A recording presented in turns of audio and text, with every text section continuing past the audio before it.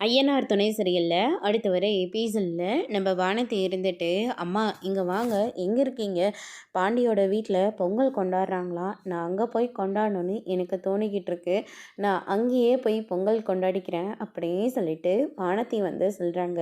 இதை கேட்டோன்னே மாணிக்கம் இருந்துட்டு, உன் பொண்ணு நீ எவ்வளோ சொன்னாலையும் கேட்குற மாதிரி இல்லை, பையனும் ரொம்ப நல்ல பையனாக இருக்கான், பேசாமல் அவனுக்கே கல்யாணம் பண்ணி வச்சிருந்தா நம்ம எல்லாருக்குமே சரி அப்படின்ற மாதிரி மாணிக்கம் சொல்லிடுறாங்க.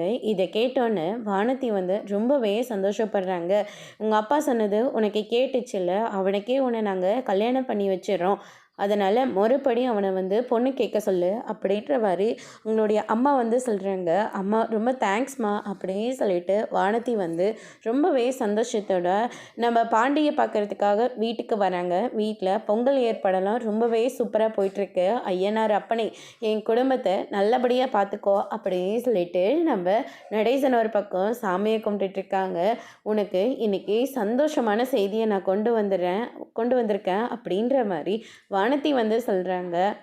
அண்ணன், எங்கள் வீட்டில் பாண்டிக்கு நான் கல்யாணம் பண்ணி கொடுக்க சொல்ல அவங்க ஓகே சொல்லிட்டாங்க, வீட்டுக்கு முறைப்படி பொண்ணு கேட்க சொன்னாங்க அப்படின்ற மாதிரி வானதி சொல்லிடுறாங்க.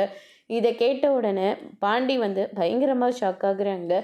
நான் எவ்வளோ சந்தோஷமான விஷயம் சொல்லியிருக்கேன், ஆனால் நீ என்னடனா இப்படி இருக்கே பாண்டி, இப்போ நம்ம 2 பேர் கல்யாணத்துக்கு என்னடி அவசரம், இன்னும் என் அண்ணனுக்கே இன்னும் கல்யாணம் ஆகாமல் இருக்குது அப்படின்ற மாதிரியும் சொல்கிறாங்க. உங்கள் அண்ணனுக்கு என்ன பொண்ணா இல்லை, அதான் ரெடியாக தானே இருக்குது, சரி கல்யாணமானால் நம்ம எங்கே தங்குறது அப்படின்னு சொல்லிட்டு கேட்கவும், அதான் உங்கள் அன்னைக்கு நடந்ததே ஃபேக் கல்யாணம் தானே, அவங்கள எங்கேயாவது போய் ஹாஸ்டலில் தங்க சொல்லு, நாம் அந்த ரூமை எடுத்துக்கலாம் அப்படின்ற மாதிரி சொல்கிறாங்க. அதோடு இன்றைக்கான பிரம முடிச்சிருக்காங்க.